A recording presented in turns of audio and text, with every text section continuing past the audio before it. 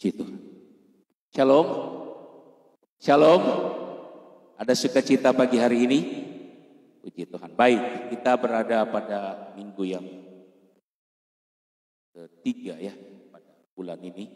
Setelah 2 minggu kita off ya karena sesuatu dan lain hal sehingga kita harus beribadah di rumah, dan pagi ini kita kembali dipersatukan oleh Tuhan dalam persekutuan ibadah raya pagi hari ini. Puji Tuhan. Semua terjadi hanya oleh karena kemurahan Tuhan. Bisa bilang amin Bapak Ibu. Puji Tuhan. Baik. Pagi ini saya langsung mengajak kita membuka Alkitab kita di dalam Amsal pasal 3 ayat 11. Amsal pasalnya yang ketiga ayat 11. Saya akan membacakan ayat 11 dan ayatnya yang ke-12. Amsal pasal 3 ayatnya yang ke-11 dan ayat 12.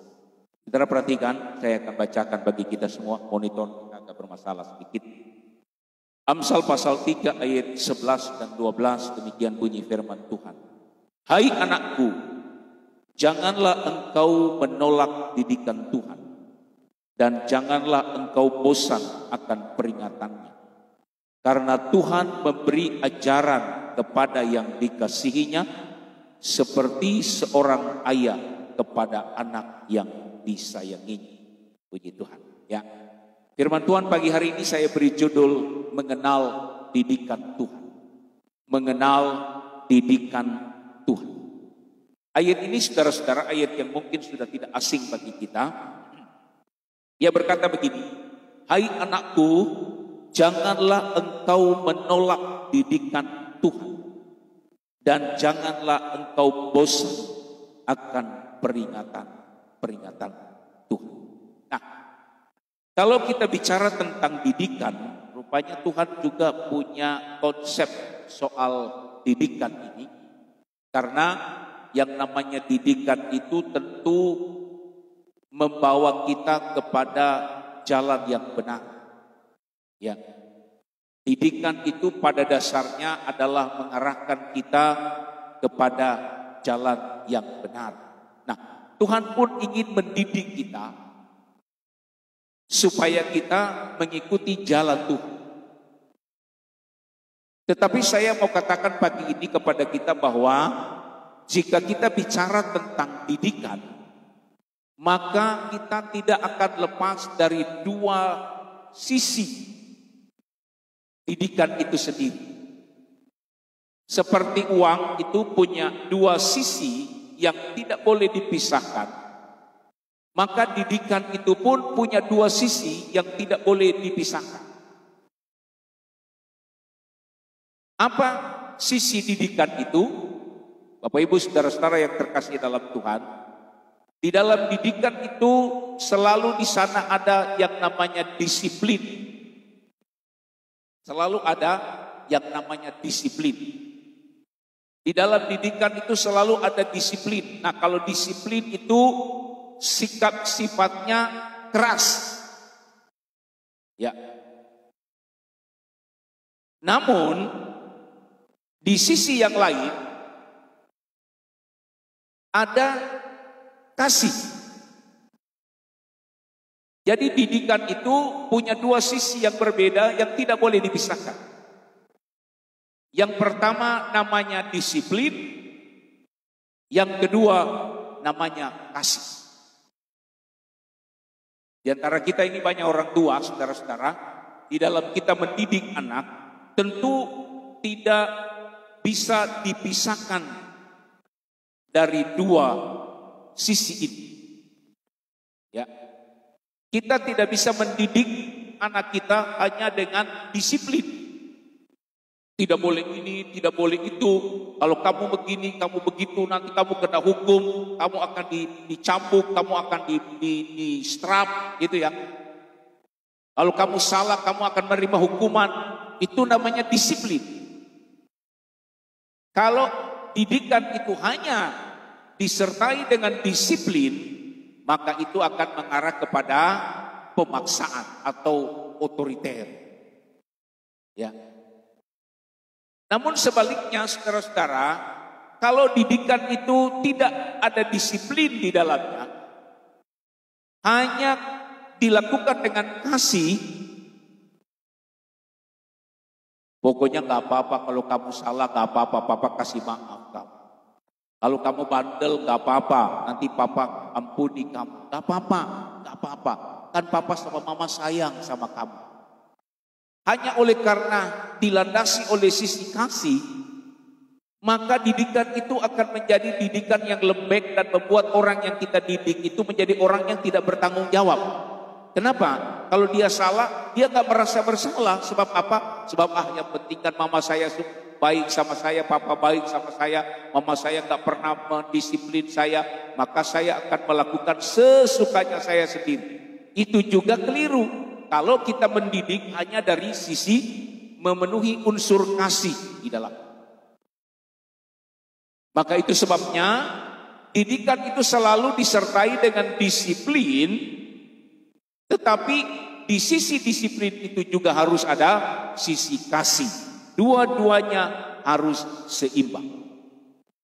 Di dalam didikan itu harus ada disiplin, harus ada kasih. Nah, kadang-kadang Bapak Ibu Saudara-saudara, kita melihat dalam satu keluarga, disiplin itu selalu dilakukan oleh seorang ayah. Salah sedikit ayahnya main cambuk, salah sedikit ayahnya main pukul. Itu disiplin seorang ayah. Sedangkan kasih itu lebih sering dilakukan oleh seorang ibu. Dia mengasihi anaknya, dia membalut, kalau anaknya disakiti dia membalut dengan kasih sayang. Namun pagi hari ini kita berbicara tentang didikan Tuhan. Bagaimana cara Tuhan mendidik kita? Ini pertanyaan. Kalau dalam keluarga kan saya bilang tadi, disiplin itu selalu dilakukan oleh pihak ayah. Keras. Ya. Sementara ibu memberikan kasih, membalut, mengobati, menasihati, gitu ya. Itu dalam keluarga. Nah, bagaimana cara Tuhan mendidik kita? Kan ayat yang kita baca tadi, hai anakku jangan kamu menolak didikan Tuhan. Pertanyaannya, bagaimana cara Tuhan mendidik kita? Coba kita perhatikan ayatnya yang ke-12. Mari kita lihat Amsal 3 ayat 12 tadi. Bagaimana cara Tuhan mendidik kita? Amsal 3 ayat 12 dia berkata begini. Karena Tuhan memberi ajaran kepada yang dikasihinya, perhatikan, seperti seorang ayah kepada anak yang disayanginya. Seperti seorang ayah. Loh, pertanyaannya begini, loh, kenapa kok seperti seorang ayah? Ya. Kenapa tidak seperti seorang ibu? Nah, kan ini jadi pertanyaan bagi kita. Kenapa didikan Tuhan itu seperti seorang ayah? Tidak seperti seorang ibu yang mengajar kepada anak yang disayangi. Ini saya mau katakan begini, saudara-saudara. Kenapa Tuhan mengambil profil seorang ayah di dalam memberikan didikan? Ya. Karena ayah itu tidak segan-segan mendisiplin, dan ayah juga adalah sosok yang mengasihi anak-anak. Kadang-kadang ibu itu meninggalkan disiplin. Ada juga sih ibu yang disiplin, tetapi lebih banyak ibu itu lebih condong kepada mengasihi, tapi disiplinnya kurang. Tetapi kalau ayah, sosok ayah itu lebih kuat disiplinnya, namun tidak meninggalkan unsur kasih di dalam. Nah, saudara-saudara, pagi ini kita akan melihat bagaimana Tuhan mendidik umat Israel. Supaya kita juga bisa mengerti, oh ini tuh cara Tuhan mendidik kita. Kita belajar daripada cara Tuhan mendidik umat Israel. Cara Tuhan mendidik umat Israel itu seperti dua sisi mata uang. Yaitu ada disiplin di dalamnya, tetapi juga ada unsur kasih di dalamnya. Mari kita coba melihat dulu sisi disiplinnya di dalam Ulangan pasal 3. Saya mengajak kita membuka Ulangan pasalnya yang ketiga, pasal 8 maksud saya. Ulangan pasalnya yang ke-8, kita akan perhatikan satu ayat saja, karena Ulangan pasal 8 ini dari ayat 1 sampai ayatnya yang terakhir pada perikop ini bicara tentang didikan Tuhan. Kita lihat dulu bagaimana Tuhan mendidik umat Israel dan mendisiplinkan umat Israel. Ulangan pasal 8 ayatnya yang ketiga. Saya baca demikian bunyi firman Tuhan. Jadi ia merendahkan hatimu, membiarkan engkau lapar, dan memberi engkau makan mana yang tidak kau kenal, dan yang juga tidak dikenal oleh nenek moyangmu, untuk membuat engkau mengerti bahwa manusia hidup bukan dari roti saja, tetapi manusia hidup dari segala yang diucapkan oleh Tuhan.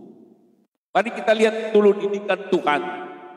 Bagaimana Tuhan mendisiplinkan umat Israel ketika Tuhan membawa mereka memasuki padang gurun, perjalanan dari Israel menuju kepada tanah yang dijanjikan oleh Tuhan. Kan menurut kita, saudara-saudara, kan Tuhan yang bawa umat Israel, keluarkan umat Israel dari perhambaan di Mesir, di bawah pimpinan Musa, lalu kemudian Tuhan menuntun untuk sampai ke negeri yang dijanjikan oleh Tuhan.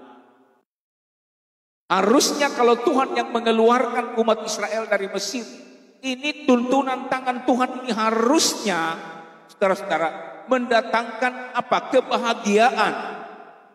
Mereka tidak akan pernah kurang, mereka tidak akan pernah kelaparan, mereka tidak akan pernah kedinginan, mereka tidak akan berhadapan dengan ular, kalajengking, berhadapan dengan makhluk-makhluk ganas di padang belantara. Kenapa? Karena mereka dipimpin oleh Tuhan, dibawa oleh Tuhan dari Mesir dalam pimpinan tangan Tuhan. Dan kita bisa berpikir seperti itu. Tuhan kok yang keluarkan mereka dari Mesir, Tuhan yang bawa mereka dalam perjalanan untuk dihantar sampai ke tanah Kanaan. Harusnya dalam pikiran kita umat Israel akan happy saja. Mereka nggak akan pernah kelaparan, mereka nggak akan pernah kehausan, mereka akan selalu senang-senang. Tapi kenyataannya tidak. Kenyataannya mereka harus berhadapan dengan dinginnya padang gurun. Mereka harus berhadapan dengan panasnya padang gurun. Mereka harus berhadapan dengan kehausan yang luar biasa ketika panas. Mereka harus berhadapan dengan kelaparan ketika mereka ada di padang gurun. Di antara kalajengking, di antara hewan-hewan buas di padang gurun.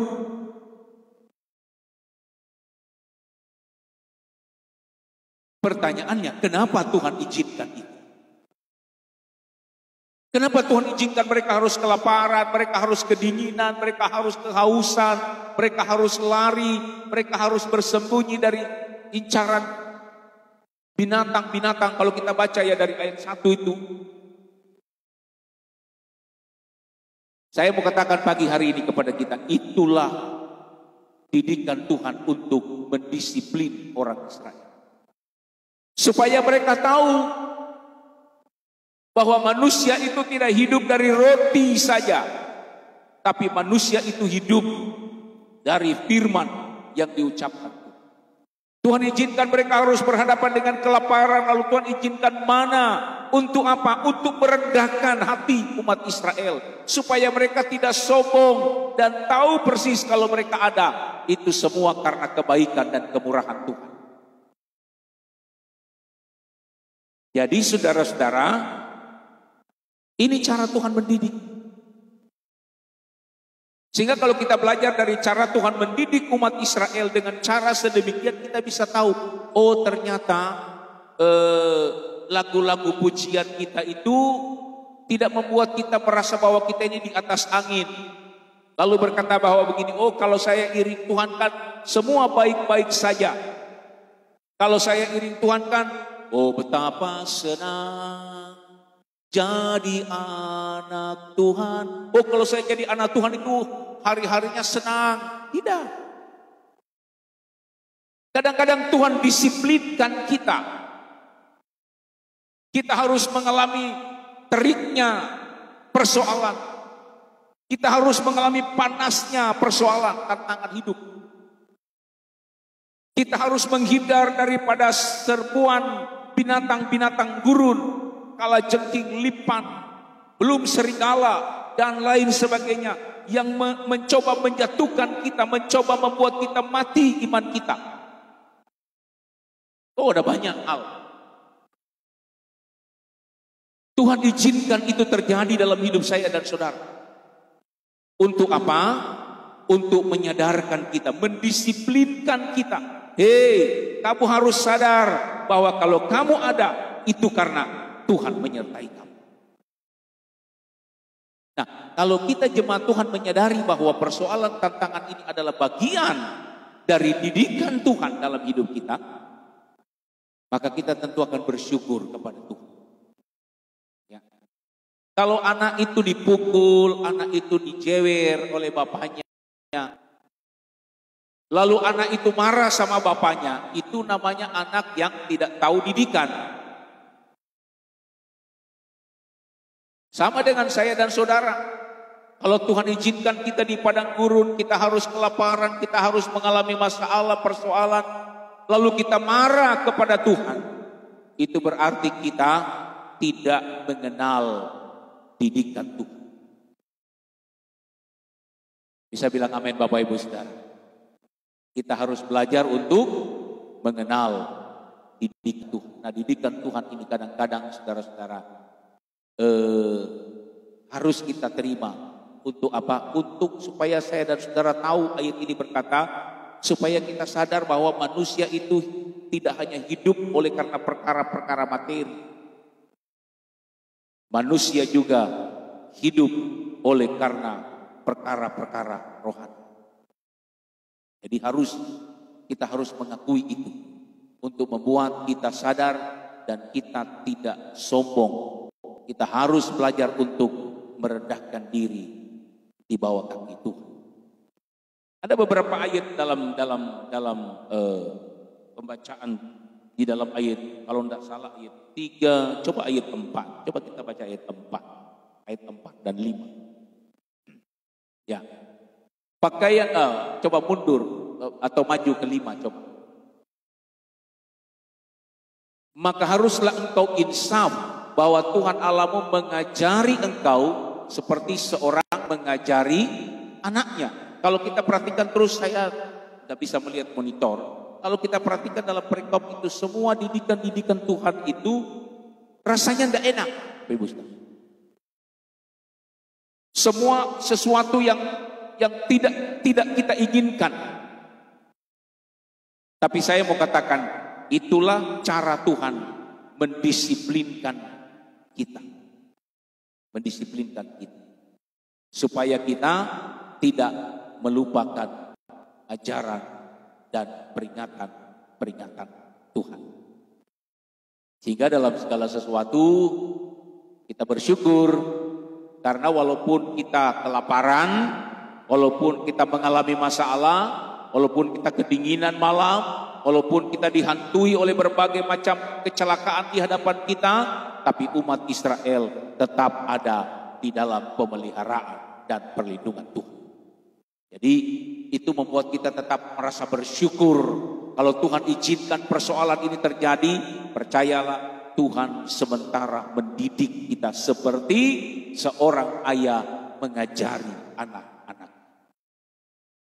Lalu yang kedua, ya, apakah Tuhan hanya Allah yang mendisiplin? Apakah Tuhan itu hanya sosok ayah yang keras mendisiplin anak-anaknya, menyusahkan. Pasal 8 ayat 7 dan 9. Saya baca bagi kita. Ulangan pasal 8 ayat 7 sampai ayat 9. Demikian bunyi firman Tuhan.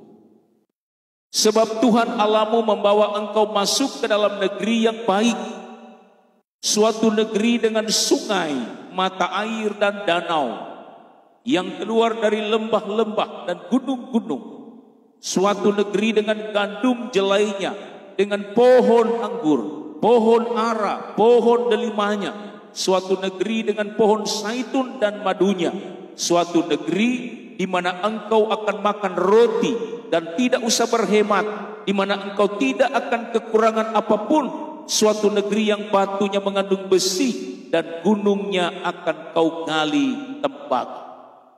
Kalau kita baca terus sampai ayat-ayat yang terakhir, Tuhan memberikan berkat-Nya kepada umat Israel.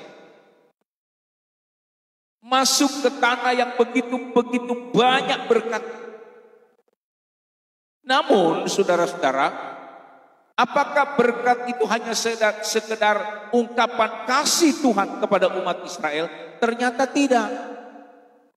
Kalau kita membaca dalam ayat-ayat selanjutnya, saudara-saudara, Tuhan membawa umat Israel mengingatkan mereka bahwa kalau mereka diberkati oleh Tuhan, kalau mereka kaya, kalau mereka sukses, kalau mereka berhasil, itu semua karena Tuhan yang menolong dan memberkati mereka. Jadi baik dari sisi disiplin, baik dari sisi kasih Tuhan, pengajaran Tuhan itu maksudnya untuk selalu mengingatkan kita, saudara-saudara, bahwa di dalam keadaan apapun kita tidak boleh lupa bahwa di dalamnya ada campur tangan Tuhan bagi kita. Bisa bilang amin Bapak Ibu Saudara?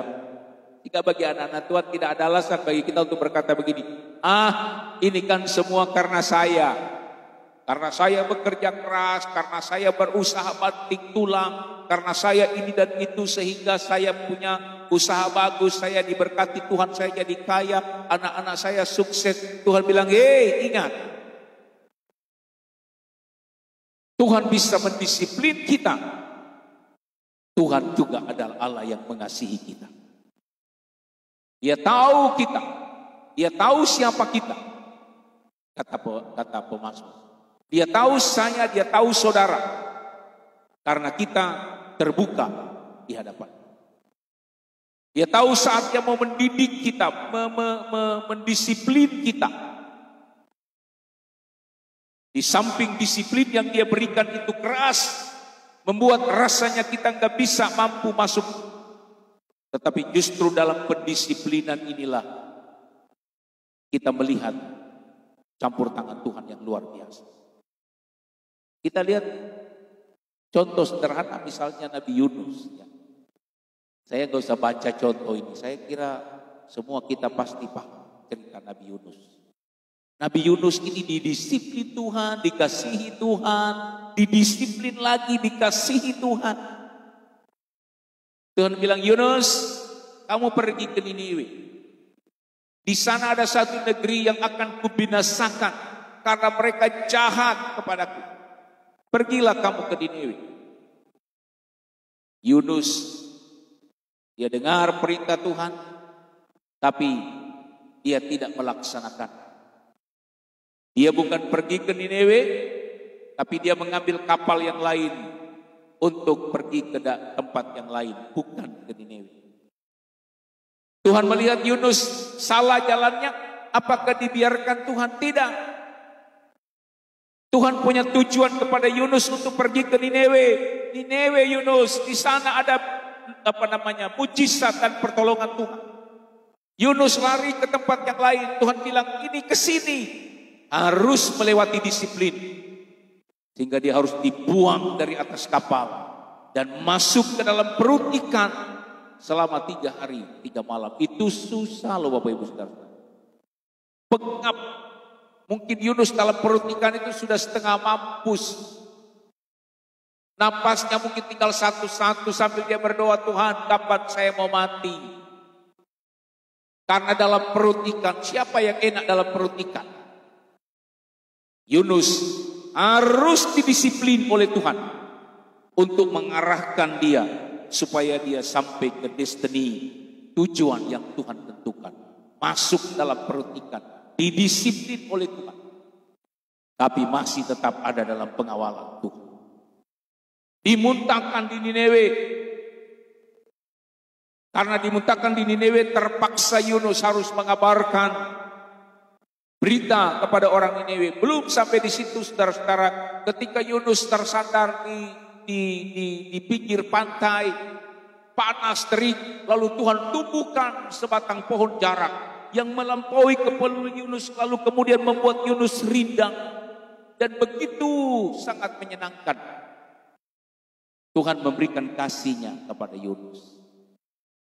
Tapi Yunus melakukan sesuatu, Tuhan kembali memberikan tindakan kepada dia. Tindakan kasih, disiplin kasih Tuhan lakukan dalam hidup Yunus. Untuk apa? Untuk supaya dia tetap ada di targetnya Tuhan, dalam rancangan Tuhan, dalam garisnya Tuhan. Nah, bagaimana dengan kita pagi hari ini, saudara? Ya, bagaimana dengan kita? Tapi saya yakin, saya sangat yakin, saya dan saudara ini adalah anak-anak yang dikasihi oleh Tuhan. Bisa bilang amin, Bapak Ibu. Kita ini anak-anak yang dikasihi oleh Tuhan. Ada saatnya Tuhan mengasihi kita dengan demikian luar biasa. Tuhan berkati kita, Tuhan beri kita sehat, Tuhan berikan kita berhasil. Itu saatnya kita sedang menikmati kasih Tuhan. Tapi ingat, di saat kita kaya, di saat kita diberkati oleh Tuhan, di saat kita menikmati sesuatu yang indah dari Tuhan, di saat Tuhan sedang mengasihi kita, kita jangan sekali-kali lupa bahwa kita ada, semua itu ada oleh karena Tuhan membawa dan membuat kita menjadi orang-orang yang dikasihi. Tapi di sisi lain saya mau katakan pagi ini, mungkin ada di antara kita yang dalam persoalan harus menikmati panasnya padang gurun dunia ini. Harus menikmati dinginnya padang gurun dunia ini. Harus menghadapi orang-orang di sekitar kita yang seperti binatang-binatang buas yang menjatuhkan iman kita, membunuh iman kita. Ada begitu banyak di sekeliling kita sakit penyakit yang mau menghancurkan kita. Mari kita pandang itu sebagai cara Tuhan sedang mendidik kita. Satu hal yang harus kita sadari, ketika Dia sedang mengasihi kita maupun Dia sedang mendidik kita, tujuan Tuhan supaya kita masih tetap ada di jalurnya Tuhan, supaya kita masih tetap ada di dalam tuntunan Tuhan, sehingga situasi apapun, kadang umat Israel kedinginan, kadang harus kelaparan, tapi Tuhan sediakan mana. Ketika mereka haus, Tuhan sediakan air. Ketika mereka digigit oleh ular tenung, digigit oleh kalajengking, Tuhan sediakan obat, Tuhan sediakan jalan keluar. Tuhan siapkan segala sesuatu sampai mereka di tanah yang dijanjikan oleh Tuhan. Nah, demikian pun dengan kita. Kadang kita sedang diberkati Tuhan, puji Tuhan. Kita mau berkata terima kasih Tuhan. Berkat ini asalnya dari Tuhan. Saya mau kembalikan untuk menyenangkan hati Tuhan. Kalau kita rasa kita sedang ada dalam persoalan, kita berkata puji Tuhan, mungkin ini adalah didikan Tuhan supaya mengingatkan saya bahwa saya harus ada di tracknya Tuhan, saya harus ada di jalurnya Tuhan, supaya kita semua bisa sampai kemana Tuhan izinkan dalam hidup kita. Saya kira mungkin ini yang dapat saya sampaikan pagi hari ini kepada kita.